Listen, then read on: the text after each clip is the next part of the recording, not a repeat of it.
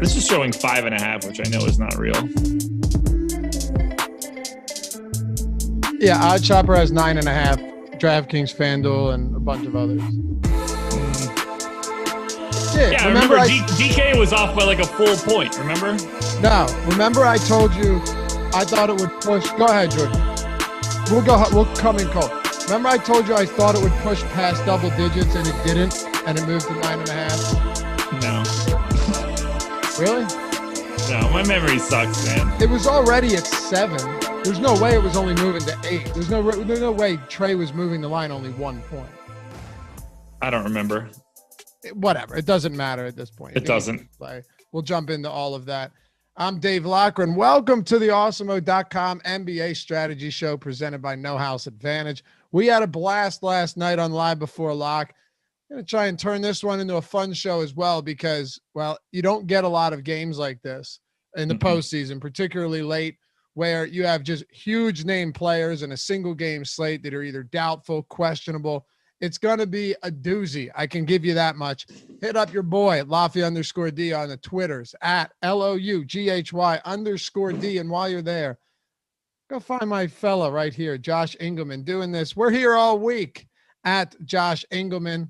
And, well, yesterday, the Suns eliminate the LA Clippers. I had some hope. I was holding out some hope, Josh, but I guess fate finally found them and the better team won, and Chris Paul makes his first finals ever. Isn't that something? Yeah, look, it was awesome to watch. He went absolutely nuts late. I didn't think that he had that kind of game in him. 6 of 7 from 3, obviously not like what you're normally expecting out of Chris Paul, but it was fantastic to watch. I really, really enjoyed watching him just close them out. Beverly, just a little punk. I was going to use another word to describe him that's not very nice, but what a clown. What a sissy. I'm like, you're going to talk garbage the entire game and then two-handed shove someone in the back when they're not paying attention because you're down by 20. What a cowardly move. Yeah, well, he caught the ejection, right? So I mean, he doesn't care if he's getting ejected in a 20-point game. It's just why would you? It's such an embarrassment.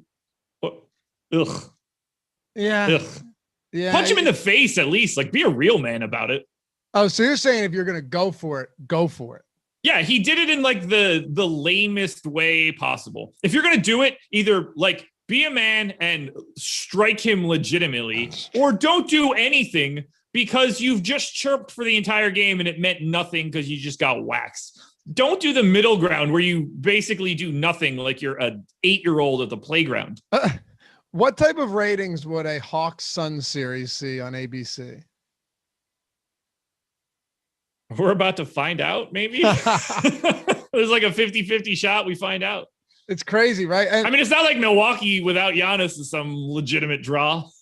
Right. That's actually a really good point. But yeah, those hyper extensions, I wouldn't be shocked if they won and Giannis came back for the finals. I don't know what to make of it now. With nothing torn, like there's no telling. I mean, no structural damage. Embiid played through a torn meniscus. He had that hyperextended knee as well. And I'm pretty certain that if this were the playoffs, he probably would have come back sooner than later. Giannis is a freak, man. Like, I think that he'll be back if they make it to the finals. But what's pretty remarkable is you couldn't find anybody early in the season that was like, Suns Hawks is a realistic possibility, Josh. No, the Hawks were an afterthought. I didn't think that was even remotely possible. And look, everything was an afterthought if you weren't playing in LA for the most part. So not a lot of teams were getting a lot of chatter in the West to begin with. And Anthony Davis. Here we are. And Anthony Davis going down in round 1. Like, I don't want to discredit the Suns or take anything away from them because if you get there, you get there, right? I mean, they handled business against the Denver Nuggets, but then you get a Clippers team that doesn't have Kawhi Leonard. I remember I was saying earlier in the playoffs, like, man, the Bucks have a very easy path to get there with Kyrie going down and Harden going down and not having to face the Sixers, but facing the Hawks instead. You look at the Suns, I'm happy for them because I like Chris Paul, right? Like I'm happy to see that they are that they are headed to the finals. Oh, and I also very much like Monty Williams. Okay. So there's a lot of things that I like about this team. No doubt about it. And DeAndre Ayton, who looks like he's 70 years old. Dude, tell me that those pictures I tweeted out yesterday. Udonis Haslem is the oldest player in the league at 41, and Ayton. If you didn't know who they were, could you definitively be like, oh yeah, Haslem's way older than Ayton? I really enjoyed that you piggybacked on my DeAndre Ayton being old tweet with your own DeAndre Ayton being old tweet. I never saw yours. I don't read people's tweets. Yeah, well, maybe you should have. What, did you tweet it on the same day? Yeah, like an hour before you. No, I didn't see it. Matter of fact, I've been saying DeAndre Ayton's looks old for a long time, but no, yeah, I would say we all have. Of course. Yeah. I'm a matter of fact, I am not a tweet piggybacker. It drives me nuts. Like you go on and you see a tweet and then you see the same tweet with a couple different words and then the same tweet with a few different words and then the same comment. Tweet, right? I don't do that because you know why I don't do that? I'll tell you right now. Because you and I have so many of the same followers, right? Yeah. It's a bad look. It's a bad look. Apparently it's not a bad look. Well, with me, I'm just, I guess, super self-centered, and I don't really look at the Twitter feed too often to see what else is going down. Once in a while I do, but, you know. By the way, I'm with you. He looks like he's older than Udonis Haslem, for sure. He's 19 He looks like he's older younger than Monty Williams. I know. Well, he's almost 2 decades younger. Yeah. But anyway, I digress. The Phoenix Suns. Hold on. One more on go ahead. his age. How old do you think he was when he was first able to buy beer and no one was like, I should guard this kid? 15. Yeah. Yeah. Like, honestly, it might even be earlier than that. Yeah. He could have been walking. I mean, he looked old as shit at Arizona. So I know. He was 18. Yeah, right.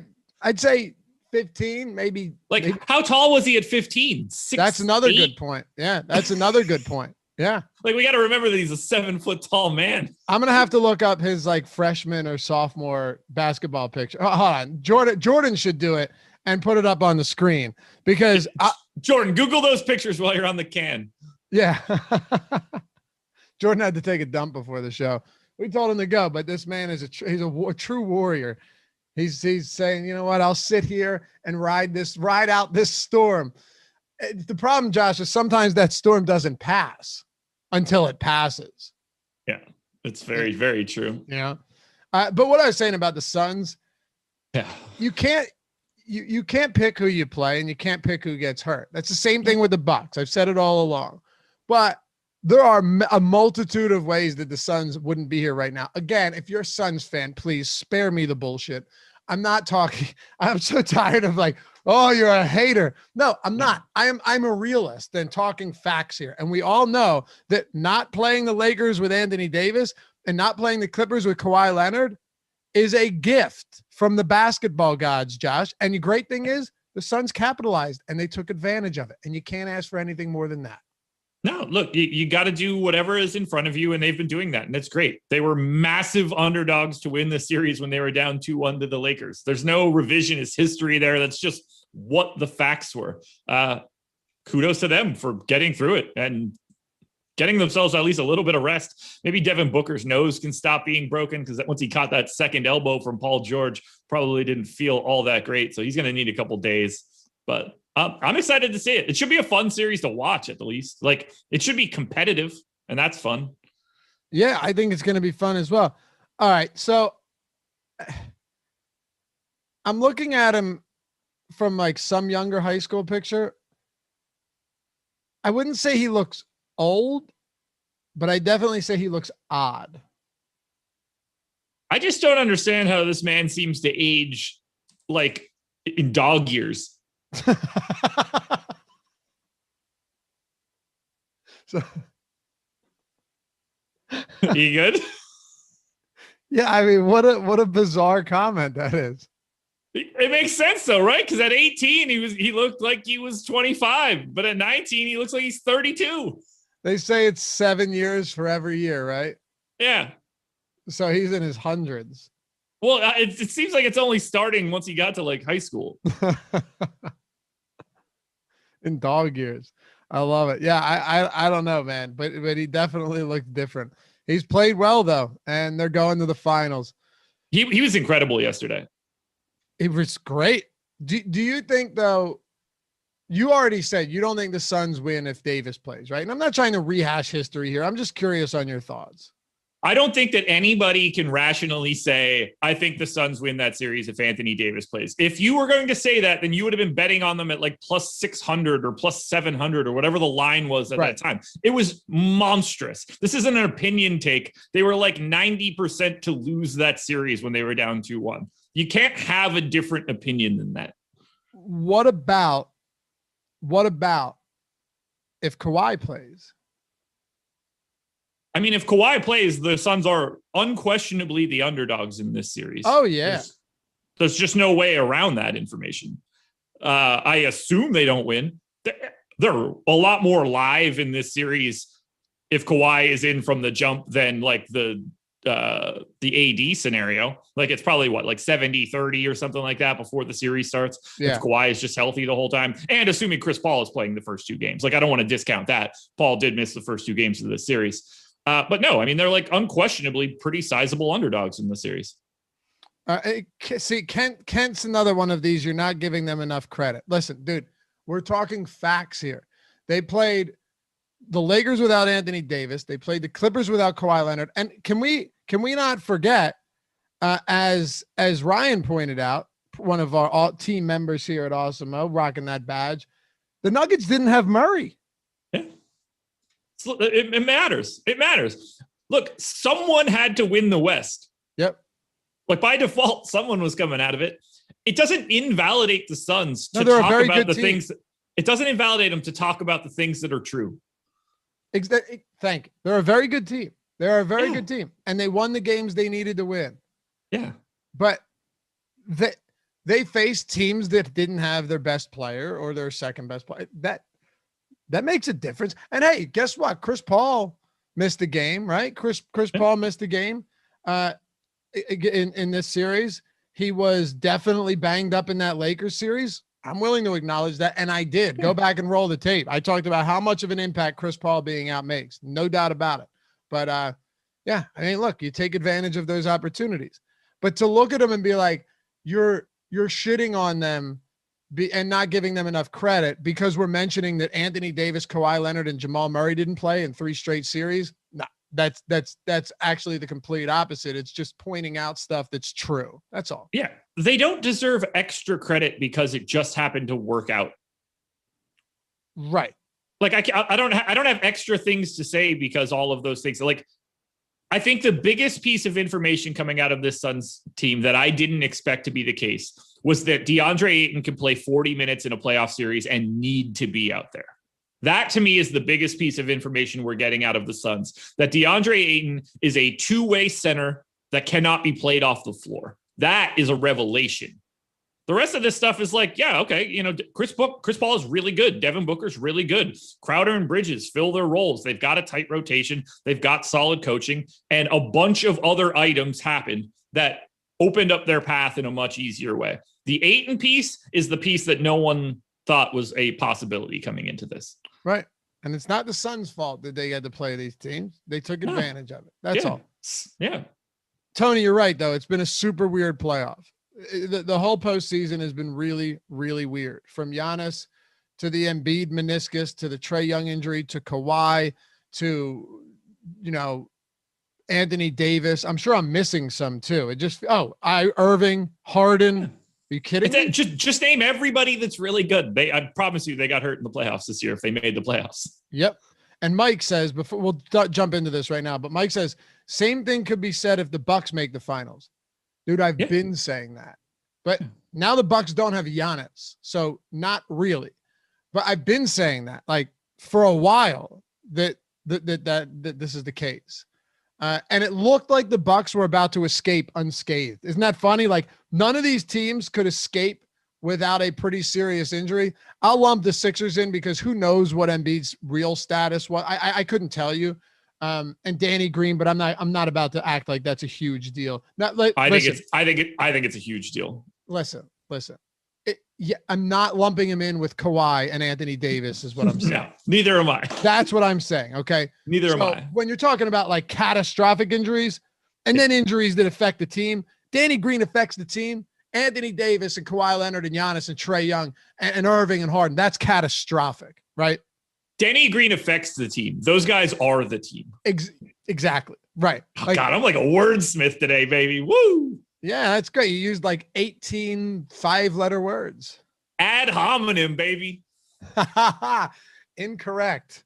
But yeah, y'all forgot about Simmons. Yeah, who knows what his deal is. I'm so glad he's not playing for the Australian national team, Josh, so he can work on his skills in the offseason. You know, it reminds me of the Adam Sandler information. You remember The Wedding Singer? So honestly, like, no, not really. Oh, really? Obviously, like I am very clearly familiar with the movie. It was never a favorite of mine of his movies. I loved it. Used it when my dad was alive. When I was a kid, we used to watch that movie all the time. That and The Replacements. And did you ever see Demolition Man? Not in a long time, but dude, yes, that's another. I haven't seen Demolition Man in 20 years. But where he's sitting on the stoop, she bails on their wedding. Right, bails on their wedding, and then comes up and tells him like, I couldn't do it. And he goes, that's information that could have been helpful yesterday. I'm sure you're familiar with that phrase, right? More than a little bit. Yeah. Yeah. Kind of the way I feel with Ben Simmons deciding that, you know, after 5 years in the league, it's about time to work on some shit. I mean, he's got to get his mental game stronger. Yeah. Look, like he does. He's obviously not a great free throw shooter, but he shot like 64% from the line during the regular season. If he just shoots 64% from the playoffs, like nobody says a damn word. Dude, give me 55%. That's what I mean. Like he needs like a sports psychologist and something else, because this is not like a physical ailment. I mean, like who knows? We can find out that he's got like a torn labrum or something. That would be at least interesting. By the way, that guy can shoot with both hands, but that's neither here nor there. Ready to get into a little basketball for tonight? I mean, I guess. This is a good one, man. This is going to be wild. But before we do, hit that thumbs up. I mean, this is going to be tough because we got 250 watching right now. We got 57 likes. So the ratio is already not that bad. But if we can pump that up to 100, we'd be much obliged. Hugely appreciated, Josh. This is one of the, you know, we're not going to have that many more strategy shows for NBA. And I, for one, am going to miss them a lot. So hit that thumbs up. Subscribe to the channel if you haven't done so yet. We're making that push to get it up to 60K by the start of NFL season. If we can do it, that's awesome. All thanks to you. And if you want to join the team here on YouTube, hit that join now button, get the badges, get the custom emojis and some other cool stuff along the way. And of course, always priority questions and comments that we read off and answer here in chat. Also, you always get that shout out, of course. Maybe you care, maybe you don't. I don't know, but we'll shout you out no matter what. And saying hi to our sponsor, No House Advantage. Another spot tonight, Josh, where I think we can take advantage of the props game, and whether it's on any book or whether it's at No House Advantage, which is a peer-to-peer player prop format, tournament style, playing props in a contest, but without salary. So you're playing the players, but it's their props, the over-under on the props, whatever props you want, right? You throw them into a lineup, you make some money doing it. And along the way, make sure to use that promo code Awesemo to get $20 on your first deposit when you sign up. Free tools at awesemo.com. The player prop projections specifically for No House Advantage, they're free every day of the week. The optimal lineup tool, all of that. But I think one of the biggest edges you have is that at No House Advantage, Josh, the props do not change throughout the day. So when you get news and you see that news, you can make wise, educated decisions based on what those props are, but more importantly, what those props move to at other books after that news breaks, because it doesn't change at No House Advantage. No, and there are some unchanged props that are already out there on the Bucks side that you can just snatch up right now that are massively different than the current public lines that exist for these player props. So make sure you're paying attention, because that information is out there right now. All right. Nick says thumbs down, lost 3 days in a row, 99% of my lineups. Sounds like it's on you, man. Yeah, sorry, pal. I mean, thanks for watching, though. Nobody's trying to give you bad information. They're single game slates, dude. I am now. What? I will now. Atlanta, Milwaukee. The Bucks coming into this one at home, 2-point favorites. Giannis Antetokounmpo doubtful. 215 total in this one, Josh. So not anticipating a ton of scoring, but that's kind of what you'd expect late in the year in the Eastern Conference Finals. What are we doing just out of the gate with this Giannis news? Because let me tell you something, bro. The props on Holiday and Middleton right now are wrong. Like Holiday has a 10.5 assist prop on a bunch of sites. Yeah. 39.5 points, rebounds, and assists. Middleton, 43.5 points, rebounds, and assists. There are some serious heavy-handed props on these top two Milwaukee players. And I'll even throw Brook Lopez in on some of those as well. Yeah. So, oh wait, sorry, I lost it. So you pointed out one right out of the gate from the breakfast menu, the giant Jrue Holiday assist prop. Ben took the under on that bad boy, but the points props on Jrue and Chris are, to me, wildly incorrect. Jrue Holiday at 22.5. I got him projected for well north of that, 26.5. Chris Middleton's projected for 27.5 in props. I got him over 30 pretty easily. Yeah. I am unloading on the Bucks today. So am I, but the one that I'm not confident in is over 10.5 assists on Jrue. I still think that's a very hefty number, Josh. Now, the under's juice. I have it under that number, by the way. Okay. Yeah. The under is juice. Don't get me wrong.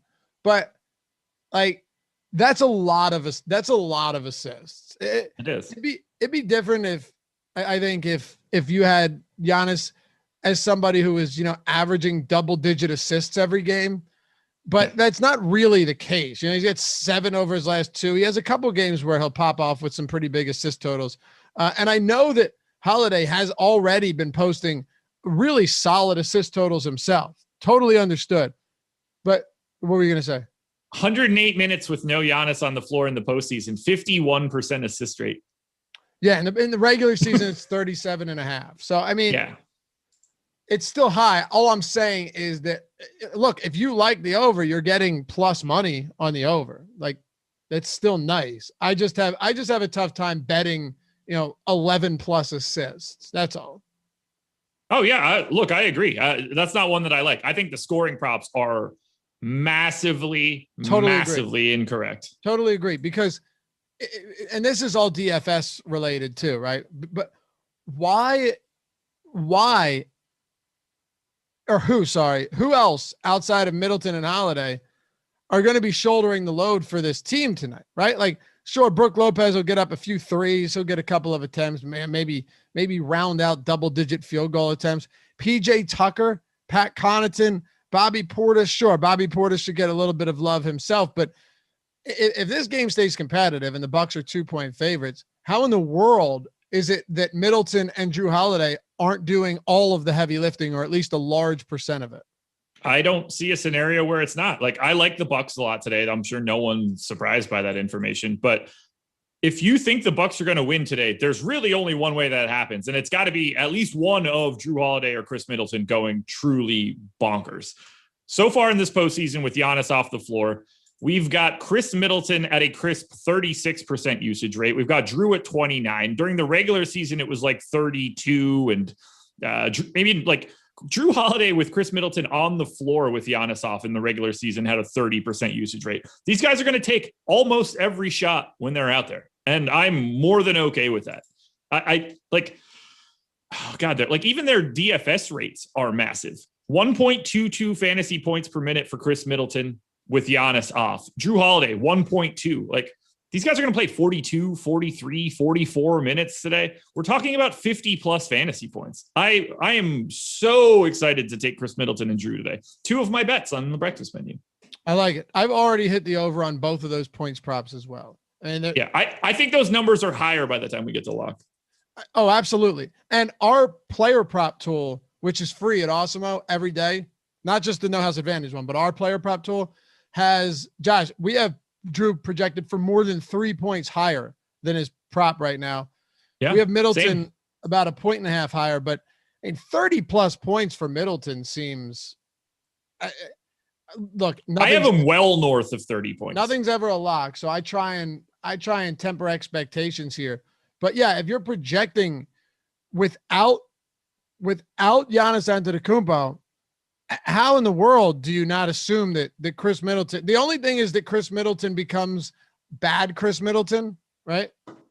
and ends up being bad Chris Middleton, which is not good Chris Middleton and not a guy that we want. But 32% usage rate in the regular season without Giannis on the floor. By the way, how many minutes did Holiday play without Giannis on the floor in the postseason? 108. Okay, yeah, it can't be a lot. Both of those. If you're running 150 lineups, how many don't have Holiday and Middleton? To like both of them together, or like with neither of them? No, together. I mean, if you had a single lineup that doesn't have at least one of them, you're insane. But I'm talking about both of them. 80% of my lineups have them both. Okay. That would make sense. By the way, Jrue Holiday in those 108 minutes, 1.3 fantasy points per minute in the postseason. He's shooting 15% from three as well. That's not good. Yeah, but like he's still scoring 1.3 fantasy points per minute. Oh, yeah, for sure. I guess, let me see. Is he even attempting a lot of threes? Yeah, he's still attempting a decent amount of threes. I mean, he took 13 threes. Well, there you go. Okay. Yeah, 108 minutes doesn't give you a whole lot to go off of. No. Captain spot, Middleton, Jrue Holiday.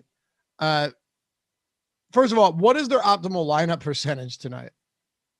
On DraftKings? Wow, somebody's still in on this. Like, AD, they might not have had AD, but Chris Paul was gone, and I think the better team won. Oh my God, something's fucking. I can't. I don't understand. I even mentioned the Chris Paul thing. It wasn't in the betting odds. That's the beginning and end of all of that conversation. The better team didn't win. Go ahead. I have Holiday 88, Chris Middleton 85. Holiday 88, Chris Middleton 85. Okay. Yeah. That's pretty high. Yeah. So if we assume that like those are independent events, which clearly they're not, but if you just multiply those two together, that's how frequently they're in there together, ignoring the correlation aspects, that's 75%. You have Trae Young in as well. I do. So right now, Holiday and Middleton are making up about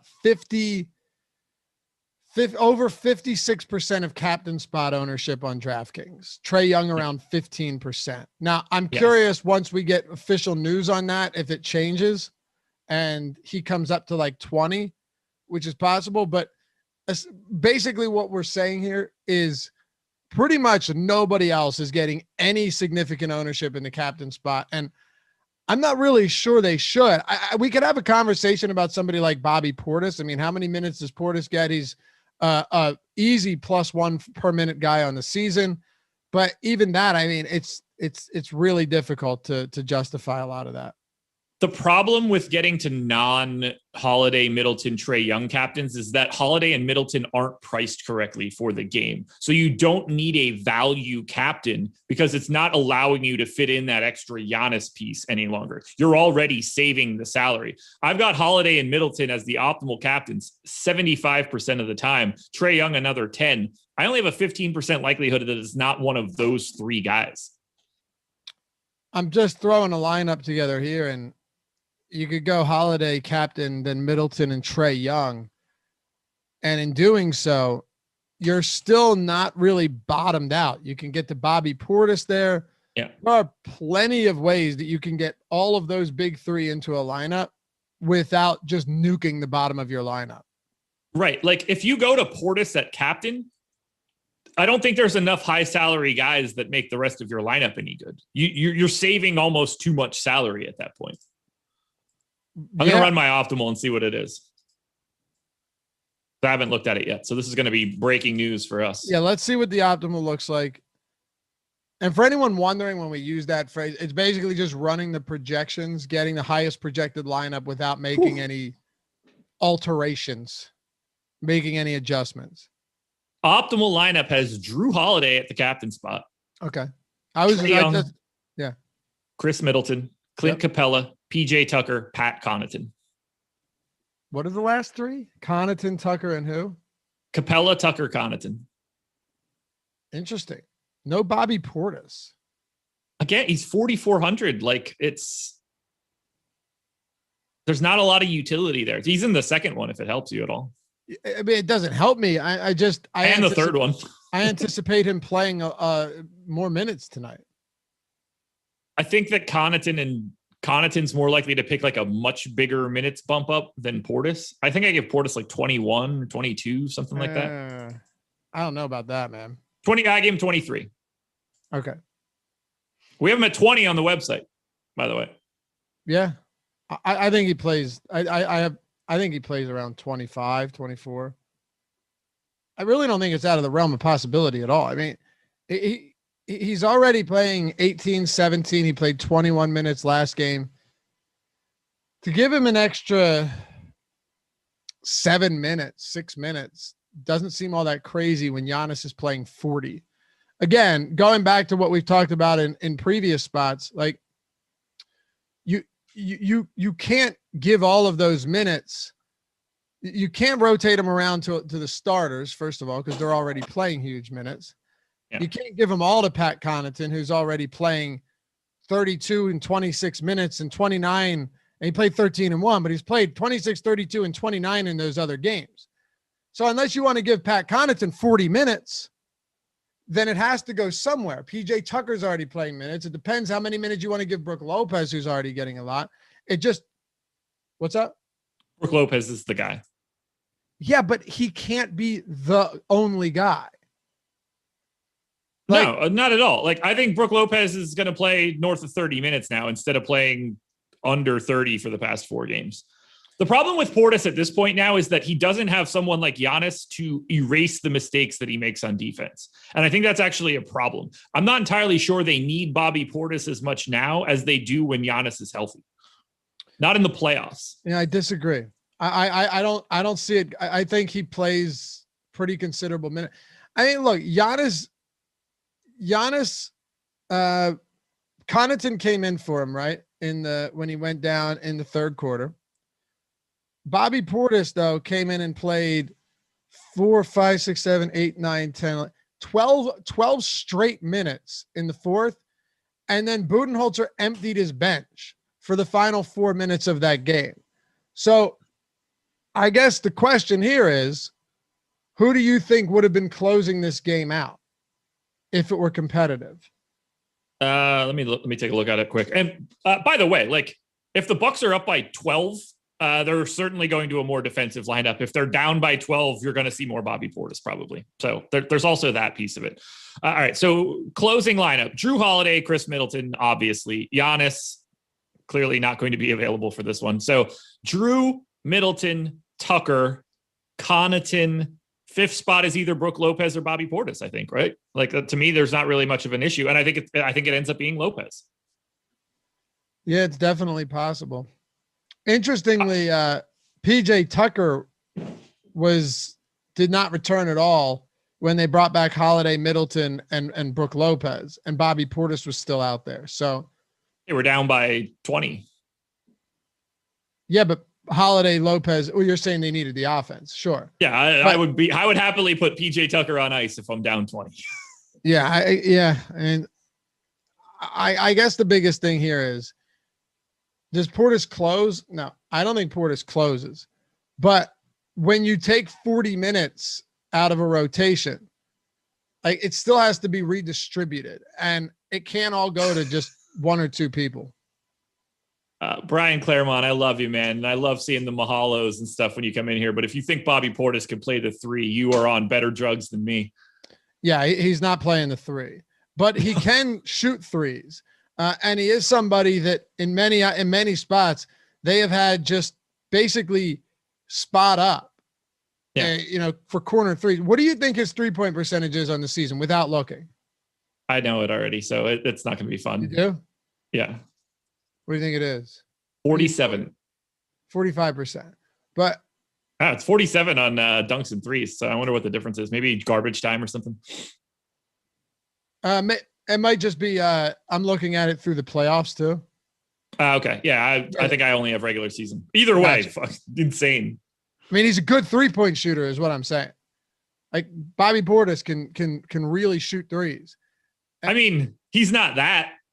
Last year it was 36. So sure, but he's probably like a 40% 3-point shooter, which is good. I don't want to. I'm not trying to disagree with you. Yeah, and it's not like he hasn't shot great from 3 lately, but I'll take the whole season and he's shot well. Yeah, 47% in the regular season. You're right.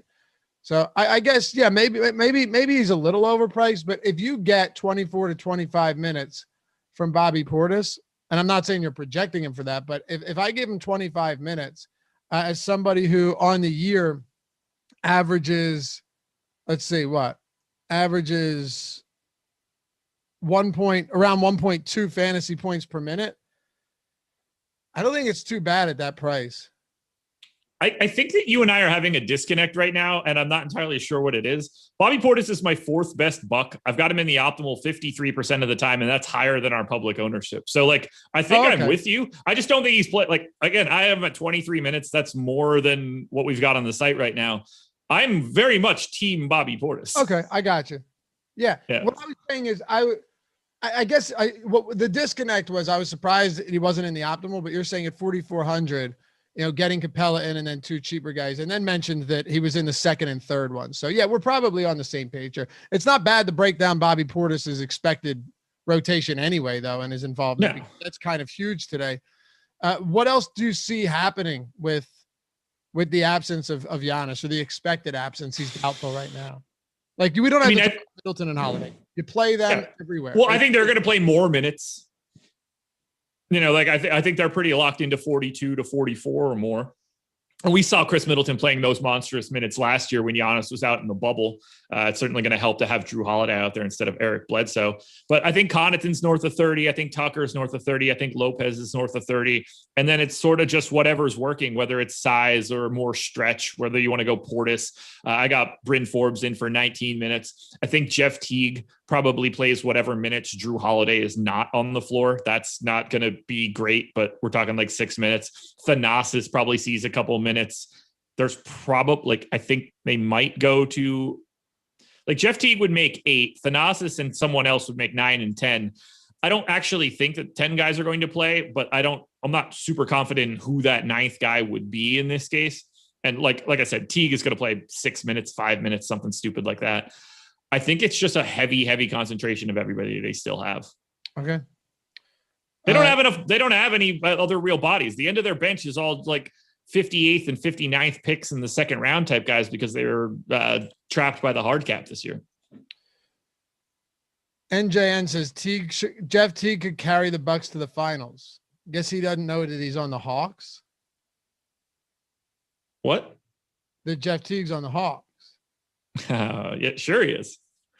Jeff Teague couldn't carry start for the Hawks if Trae a team in the big 3 to the finals. What's that? Jeff Teague couldn't carry a team in the big 3 to the finals. Yeah, he could. No, he couldn't. Yeah, he could. Look, you're like a Jeff Teague stan? No, not at all. I mean, you're probably right. But I guess what the funny thing is about basketball players that aren't great in the NBA would pretty much annihilate anybody else. Now, if you're talking about college, there's some really, really good college players out there, right? But even so, a player of Jeff Teague's caliber, Jeff Teague has more success in the NBA than like 98% of players ever do. You know what I mean? Yeah. So I still think, like, if you sent Jeff Teague down to if you sent Jeff Teague down to college right now, you put him on Duke. It doesn't matter. You can put him anywhere. Yeah, you don't think he'd be a starter? He'd be the best player in college, or at least close to it. That's right. Exactly. Like, he would get his shot over and over and over again. Isn't that funny how that works, though? But guys that we just rip on mercilessly, you put them against guys that they wreck guys like that are really good, or college players. And I'm not talking about Zion Williamson type players, but decent. You put them against them, and then you realize like they're still so damn good. Yeah, like when we say someone sucks, we're judging them against their peers in the NBA, not like the entire NBA, or like not in the world's population. Yeah, Jeff Teague is one of the 1% best players of basketball probably ever in the history of basketball, which is crazy to think about, but also super true. And yet he sucks. He's actively terrible right now. Jeffrey says Lavi's just filling minutes. Josh, do you really think he believes in Jeff Teague? I'm not filling minutes. I'm saying if you were to put Jeff Teague back down in the NCAA, he'd crush. He would destroy the G League. Oh yeah. Yeah. That's all I'm saying. Like, all right, so he's just going to get his shot at will. Yeah. Come on, like was it Brian Scalabrine that did the? Yeah, he just wrecked that high school kid that was. Do you remember that? He had his own show. Oh, I don't know what you're talking about. No, I mean Scalabrine just did it in like a viral video like 3 months ago. No, that wasn't some high school kid. That was. It wasn't. No, another white guy. They all look the same to me. Maybe it was. I don't know. Who's the one that had the show where they would like invite people to play them who thought they could beat him, and it was like all these really good players for their amongst their peers, right? Like, and college players, the rec league champs, and all of them are like, man, I'll come in here, and I can't remember who it was. I mean, chat's going to spit this out in like 5 seconds. So. Yeah, that's what's great. Chat will figure this out. They'll even give me the name of it. I swear it was Scalabrine, but maybe I'm wrong. Jam God says Scal. Yeah. And he came in, they didn't even score on him on one-on-ones. He smoked them. They didn't score a basket in most of these games. And this guy had been out of the league at the time. And what did he average? Like no points per game for most of his seasons? No, basically nothing. But he totally whatever one happened like 3 months ago. Mike Miller the one from a couple? Yeah. I have no idea. Miller. I never saw whatever you're talking about. No, Mike Miller was the one you're talking about. No. Yes, it was. I don't think that's true. Yeah, it was. I think Botnuts is right. It was Mike Miller. Pros and Johns was the other one. Pros and Joes, not Pros and Johns. Come on. Pros versus Joes. Brian Scalabrine is the one that played the high schooler. How the hell long ago was this? In March. That's what I'm talking about. Look up Mike Miller versus. Does anything come up? Versus college player. Yeah, I mean, I remember this one. He was 40. He went one-on-one and just cooked them all. This time last year. Okay, so that's what I'm thinking of. Gotcha. But Scalabrine, and I think I'm not asking for the name. I'm just asking if it was Scalabrine, but I'm pretty certain it was. He came out and he just annihilated these guys. So yeah, I think Jeff Teague would still be, good. Really also, good. don't play him today. How many non-NBA players could beat Jeff Teague in one-on-one? I'm not talking about like retired NBA. I mean, like never made it to the NBA. None. Really? I would say 0. What about like the top 3 prospects for the 2022 draft? Okay, so you're saying like Cade Cunningham counts. Yeah. Okay, then I don't know, probably 10. Like a handful, right? Yeah. Okay. Yeah. In the world. But that's just pretty great. Probably 0. If we're ignoring like the guys that are about to get drafted, it's probably 0. Okay. Huh. Hey, what do you think about this Trae Young play tonight? Because if he plays, then guys like Kevin Huerter are definitely overpriced. And Clint Capella, I'm sure you've seen this, but his salary just keeps falling and falling and falling. I mean, he went from 82 to 8K to 6,800, Josh. He is now he's cheaper than Bogdanovich. He's only a little bit more expensive than Brook Lopez. He's my second favorite guy on the Hawks behind Trae. He's my favorite guy that isn't Trae, Jrue Holiday, or Chris Middleton. I think having no Giannis out there means Clint Capella can just simply play a little bit more than he was. I think he looks great. He's also picking up a ton of ownership, same way that I just described it. I think it's fully warranted. I love Capella today. Yeah, me too. And now you see why he's in the optimal too, because you're not paying a premium for the guy. There's no way I'm going near him at 8,200. I just want nothing to do with that. But yeah, John Collins is still 8K. What do you think about him? Collins? Yeah. I think he's over-owned at 40%. That much I could tell you. I'd rather get to Bogdanovich at $800 cheaper. That's for sure. It's not like I think Collins is a problem. I just don't think the price is correct. How confident are you that Teague plays? I know you talked about the line when we started the show. How confident am I that Teague plays? I'm sorry. Trae Young. Pretty confident. But like, Also not something that I care too much about. No? No, I mean, like, we'll know. It's not like I got to scramble on a 10-game slate for it. But yeah. I mean, I have him in. I assume he plays. If he doesn't, the line's going to move. If Trae Young gets ruled out, immediately go bet on the Bucks. Yeah, you're damn well. No, still immediately go bet on the Bucks. I don't care what ends up happening. It's still the right thing to do. Of course. It's still the right people thing. Don't realize that, man. I've been preaching that all year, that if you beat the closing line, you're still making a good bet. Like it's that simple. If you beat a closing line, I always talk about there's certain sites, like you're saying with Trae, that if news breaks and you get alerts, you can get in there and snipe that before it goes off the board, right? They don't love you for it, but you got to make money somehow. And lines the night before in the postseason, it's different. But in the regular season, if you hit lines the night before, you can wake up. And if your intuition is the wrong word, if your analysis is right, you can get a 3-point swing by the time, you wake up the next morning. So those are ways to do it. But but if those bets lose and you still beat the closing line by 3 or 4 points, you're getting huge closing line value, Josh. And every day of the week, you will take those bets. Every single day of the week, you should go back to that. No doubt about it. By the way, chat's bringing up that there's like a ton of Euro League guys that can beat Jeff Teague. Yeah, I completely agree. I wasn't thinking internationally at all. I was just thinking about like guys in the United States. Oh, for sure. And when I said in the world, I meant like players that are playing in America that aren't from America, but aren't in, like never made it to the NBA. College, I was talking about college. Yeah. There's a ton of Euro League guys that are definitely more successful than Jeff Teague right now. Oh, for sure. Yeah. Like, for sure. Like I would probably take Mirotic over Teague. Really? I don't know. Yeah, probably. Yeah. Well, and there are more of those types of guys over. You could also just dunk on him, right? Yeah.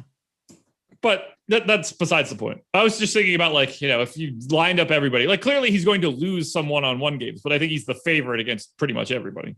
It's a different question to me. NJN says Bucks minus Giannis are worse than Hawks minus Trae. Not even remotely close to true. It's not. People will look at last game. If Trae Young doesn't play tonight, the Hawks aren't going to be favored or close to it. No, not at all. The two best players. Let me make sure I'm about to say this correctly. Yes, the two best players in that game will both be Bucks. Oh yeah, there's no question about that. So what are we doing here? Not much. All right, let's do this. You gave the optimal out. FanDuel, what's the optimal on FanDuel right now? Can you pull that up? I certainly can. While you do it, Jordan, are we having a Hall of Fame today or no? We do? Jordan, you done pooping? Let's say we show some love to all of our Awesemo compadres and everyone rocking that Awesemo logo and winning that money over wherever they're playing. You want to get that free month, Awesemo Plus Platinum, $100 value. All you got to do is go to awesemo.com/avatar. Download the avatar. Throw it up there wherever you play. Finish top 3 in a field of 5,000 or more. Boom, you got it. Awesemo Plus Platinum. All of the tools on the site. Everything. You can get that Fantasy Cruncher add-on as well. That doesn't come with it, of course, because we don't own Fantasy Cruncher. But you got to tweet your wins at Awesemo HOF. AWESCMO HOF. It's Awesemo Hall of Fame. Include Josh and myself in that as well. Beast them. 808. Throwing these EP players how to get it done. Let's keep grinding. There you go. Nice $350 win right there. Good work, fella. Hood Wop. Shout out to the team over there for the content. Third GPP taking the season. Thanks, y'all. That's a nice one, man. $7,700. Congrats, Arthur223. Smoking Cutler, 10K. 10K on an NBA slate. So you can still win big money on these Showdown slates, Josh. That's from a couple days ago, but we'll take it. Congrats, man, with the Awesemo avatar. Big 10K win. And then our boy Derek Booz, thanks to Live Before Lock, made that switch at captain. Thanks, guys. Tied first place right there. Love to see it. Congrats to everyone. Want to shout you out. Brag for you here on the show. Download the avatar. Tweet your wins at Awesemo HOF. Win that free month of Awesemo Plus Platinum when you do that. And even if you don't qualify, but you got a nice win you want to show off, we got you. And we'll throw it up there if it's worthy. But hey, Josh, big or small, first through third, we'll show them all. You know what I mean? I need to think of something better than that. That's so bad. It's awful. So bad. It's awful. Yeah, it's pretty bad. All right, you got the FanDuel one? I certainly do. Jrue Holiday, MVP. Chris Middleton, star. Trae Young, pro. Pat Connaughton, PJ Tucker. Yeah. Do you like it? No. Yeah, I can't say I'm a huge fan either. No. It's the same lineup for all three of my top ones. You just rotate the Holiday, Trae, Chris Middleton guys. Right. Oh, and I guess somebody's correcting me. Yeah, that was a shocked. A 2-game slate. Huge apologies there. 2-game slate, not a showdown slate. Oh. Are you doing anything wildly different on this slate from a value perspective? I think this could be a good spot to close things out.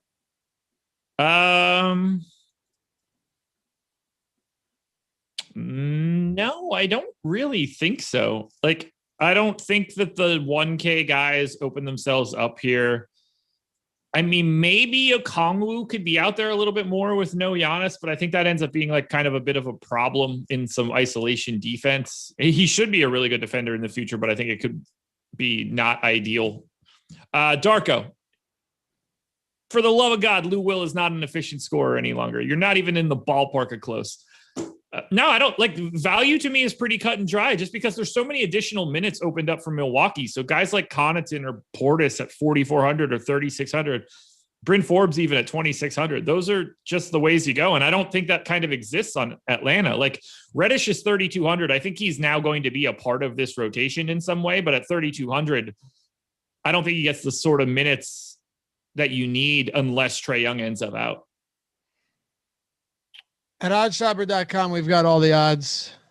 We've got them from all the books. You can shop them. You can find the best ones. You can search player names, pull up all their player props, NFL futures, whatever you want. We got it all, right? But I think we got to finish with a couple props for today. And check out, it's oddshopper.com is totally free, by the way. Like if you're betting, use this to get an advantage. Use it for no house advantage too, to see where those lines are or odds aren't lining up. But the two I had teed up, and I know you've got the breakfast menu with Ben Rossa coming up as well. And you talked about these, the Holiday and Middleton over points, 23.5, I think 27.5 for Middleton last I looked. The Holiday 10.5, I'd take the under, but it's juiced so heavy that I just don't feel comfortable going there. The one that I think you have to pay very close attention to is if in fact Trae Young doesn't play, and you get that news right away, I actually like even more, and you're obviously there's going to be limits on some of these bets, even more than hammering one side of this game, although you're definitely hammering the Bucks. I shouldn't say even more. I really like this prop though. If Trae Young is out, and you alerted me to this the other day, Kevin Huerter over 3.5 assists. He saw 12 potential assists last game, and he does in fact have a pretty significant impact as a distributor, as a playmaker when Trae Young is off the floor. So that's actually one that I think I would hammer over 3.5 assists for Kevin Huerter if Trae Young sits. Now he's a game time decision, Josh. It's definitely possible that he plays. I understand all of that, but I got to prepare myself in the event that he isn't. And if that's the case, I'll take that all day long. I like it. We talked about it in that 2 days ago, and I'm totally with it again. I think Huerter sees a big time assist bump in that case, and that would be one of the things that I would want to snap bet on if I could, given those scenarios. And like you already mentioned, the Chris Middleton, Jrue Holiday ones. Those were the ones that I looked at most this morning. Jrue is the top of the expected ROI list on OddsShopper. If we pop the rebounds props, Jrue Holiday over 5.5 rebounds is the top expected ROI prop on OddsShopper. It's just these lines just seem way too low, as if Giannis could potentially play, which I mean, I don't think that that's even in the cards. No, not at all. Oh, yeah, we're dumb, man. It's 10:56. We didn't do a single poll. I know. I thought somebody just has to run that. Live before lock, I think makes the most sense, but we could start running. Jordan should start running those, I think. Do you want me to run polls during live before lock tonight? Oh, look at you, man. That'd be pretty sweet. Yeah, I'm not going to do that. You know why. What a selfish asshole. I know exactly where you're going with that. Yeah. Well, hey, good luck tonight. 18 away from 150, by the way. Appreciate you guys hanging out with us this morning. It's been a fun show. I get at this point, we just have to wait. We'll get that news live before lock. We'll do that show all the way up till lock. There's going to be, if we don't have news, and by the way, Clint Capella is also questionable. So I think he plays, of course, but in the event that he doesn't, Okongwu becomes, top option. You don't think so? Yeah, as a value play on DraftKings, yeah. I don't know how big of a minutes bump he gets. I think we just get a lot of Collins at the 5, Gallo at the 4, and then we get more of Cam Reddish at the 3. I think you're right, but you're still voiding a decent amount of minutes. So while I would expect Collins to start at the 5, I think you still get an additional, say, 5-6 minutes from Okongwu. And at that price point, I don't have any issue soaking up those additional 5-6 minutes. No, it doesn't take much at 1,800 for him to become a very different play.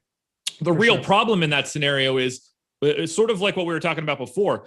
He becomes a much better play, unquestionably, but you also don't need that savings of salary because there is no Giannis right now, and Holiday and Middleton aren't priced up. So it doesn't open him up as much as you normally would because that savings doesn't unlock extra stuff.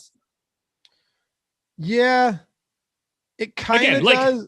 He's the best value play then. I don't want to right. Second best, but I'm not disagreeing with you. But what it would allow you to do is something like this: Holiday captain, Middleton, Trae Young, Portis, John Collins, Okongwu. So I mean that's because John Collins at the 5 becomes a far more I'll say this much: John Collins at 8,000 to me becomes a very, very solid play if Capella's out because he's getting those minutes at the 5. Right now, not a big fan. Capella's out. I think it's a game changer for Collins. So I actually think that Reddish becomes gets the bigger jump than Okongwu. Reddish only 3,200, Okongwu at 1,800. If Capella would happen to be ruled out, I actually think Cam Reddish becomes the sneakiest guy out of that entire group because I think he plays north of 20 minutes then. Yeah, I mean, we were wrong about Cam Reddish minutes last game. Sort of. Yeah, we were. I was pretty spot on with the rest of the rotation, but got Reddish wrong. He didn't play the game before. I had some real reservations about that. I mean, I had him in playing 12 or 13 minutes, but I also had them going to Solomon Hill as well. I didn't think that Solomon Hill and Reddish were both going to play 12 minutes. But that was sort of the way that for me, I had to project it to move forward, but it didn't totally shock me. Solomon Hill not playing at all is what shocked me. Right. Yeah. He didn't play a single minute after playing 15, 18, and 20, the 3 games before that. Right. Yeah. Anything else to throw out there, Josh? I hope that Darko Novakovic never shows up here again. Yeah, Darko says that's literally the easiest lineup if Capella is in and Trae is out. Oh, I thought he was talking about the one I was saying. No, he posted some garbage above that. Oh, okay. I mean, I certainly think that the lineup I mentioned is going to be pretty popular too. Don't get me wrong.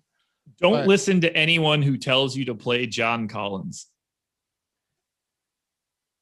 All right, we'll end on this. If Clint Capella's out and John Collins starts at the 5, you'd be an absolute dummy not to have interest in John Collins. That's all. 40% of people are already playing John Collins, and those guys are projected in. Right. I'm sure it's going to get worse in those cases, right? Sometimes I wonder if people can add. I don't know. Whatever. When you move over to the 5 and then you void 30 plus minutes from Clint Capella, there's no real explanation that's even remotely necessary there at all. If you want to tell me that John Collins ends up over-owned because of those scenarios, I'm willing to have that discussion. Oh, yeah. Well, people always react heavily to this type of news, especially on a one-gamer. You have to. But, yeah, John Collins would be a very viable option, whether you like him or not. Hell, I've been talking about him being overpriced all series. So have you. But having your starting center out makes a big difference. Unless you think Okongwu is going to play 30 minutes or 25 minutes, which there's just no way in hell that happens. So Collins benefits for sure. Josh, contenders? Already out. All right. MLB strategy show getting started right now. Lots of stuff coming up throughout the day. MLB live before lock. Or no, I'm sorry. That's at 12 because you've got an early slate. Greg and Adam Scher is on MLB now. Check it out, man. That man brings the heat. That's at noon, MLB live before lock. Then you got the deeper dive for baseball live before lock at 6, NBA live before lock to close it all out at the end of the night and send us home happy. Thanks for watching, guys. We'll talk to you very shortly. Not tomorrow, though. Not tomorrow. No games tomorrow, Josh. I won't be on anything until like Monday, I think. Yeah. So other than breakfast menu tomorrow. Well, we appreciate you. We'll talk to you guys soon. Have a good one. Enjoy the rest of the day. We'll catch you back here later tonight on the Live Before Lock show. Peace. I love that the worst person in chat is named Darko. How fitting is that?